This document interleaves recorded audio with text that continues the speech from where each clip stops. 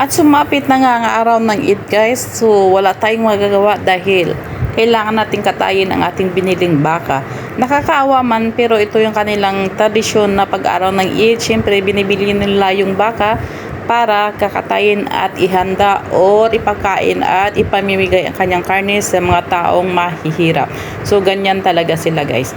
So bali konti lang mapupunta sa amin yung pang ulam-ulam, ayan, magluto ng 10 kilos, tapos ayan, kung marami, ayan, makapagluto ka ng marami, pero minsan nauubos na rin sa pamimigay, kulang pa nga, syempre sa dami ng tao, no?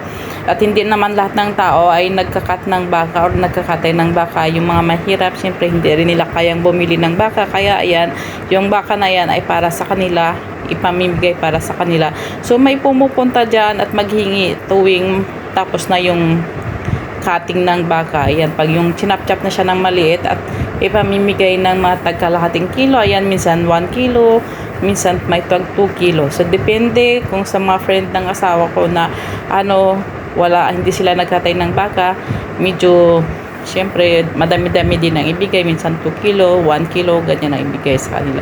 So, ganyan talaga dito guys sa kanila sa pag tuwing Eid, no?